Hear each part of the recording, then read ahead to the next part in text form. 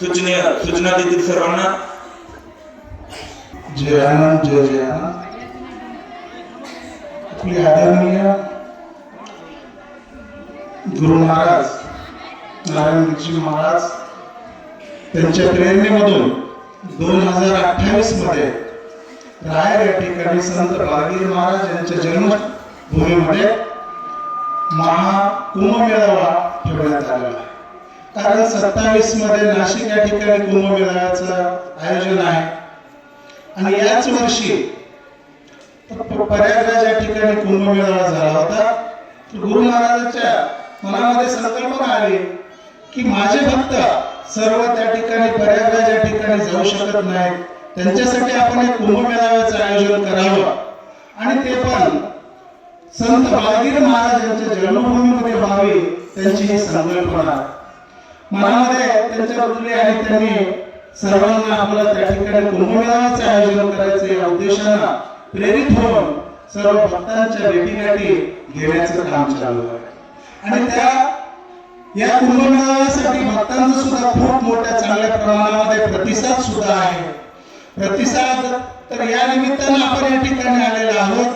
तुम्हाला सुद्धा त्याची कल्पना असावी या उद्देशाने आपण या ठिकाणी तुम्हाला सांगण्याचा प्रयत्न करत आहोत. देणगीच्या स्वरूपामध्ये आताच प्रसाद म्हणून आपण पैसे दिलो, देणगी दिली म्हणजे संपणार नाही. त्या ठिकाणी एका दिवशी आपल्याकडे 1.5 ते 2 लाख लोक भक्त त्या ठिकाणी उपस्थित राहणार आहेत आणि त्या भक्तांचं नियोजन करणं सुद्धा आपल्याला आवश्यक आहे आणि त्यांना कुठल्याच प्रकारचा त्रास होणार नाही आणि त्या निमित्तानं आपल्याला नियोजन त्या ठिकाणी करायचं.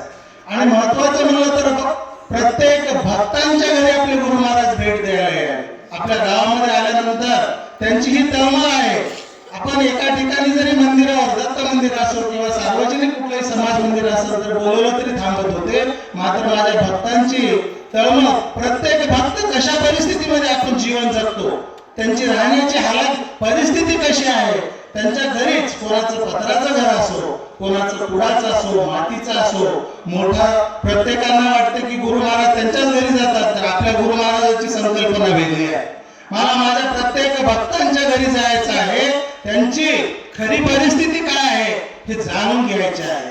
आज आपण बरेच जण गुरु केलेले आहोत, मात्र आपल्या परिस्थितीनुसार आपण गुरु महाराजांना आपल्या घरी महापूजेला म्हणा कसल्याच प्रकारचे आपण निमंत्रण त्यांना देऊ शकत नाही. मात्र गुरु महाराजांची ही संकल्पना त्यांच्या मनात झाली की मला माझ्या भक्तांच्या घरी जायचं, खरी त्यांची परिस्थिती जाणून घ्यायची आहे आणि त्यांची परिस्थिती त्यांचे जर आपल्या घरी जर पाहायला लागले तर आपले भाग्य उदयाला येणारच आहे. या वर्षी बघा भक्तांना, तुम्ही हा संकल्प केला गुरु महाराजांनी, भक्तांनी 1 क्विंटल सोयाबीन आणि 1 क्विंटल चना द्या म्हणले, तर आज या वर्षी कुठल्याच प्रकारचं त्या पिकावर कुठलीच रोगराई आलेली नाही, कुठलाच खर्च जास्त लागलेला नाही, हे सुद्धा तुम्ही लक्षात घ्या.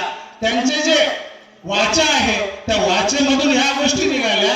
आज आपण भक्तांकडून पैसे मागायचे नाही आणि आम्ही म्हणत आहोत तुम्हाला जर पिकलं तर द्या, तुम्हाला जर पिकलं तर द्या. पेरणी करताना सुद्धा गुरु महाराजांचं नाम स्मरण करत करत पेरणी करा आणि तुम्हाला कुठंच कमी पडणार नाही. आणि एवढंच बोलून मी थांबतो.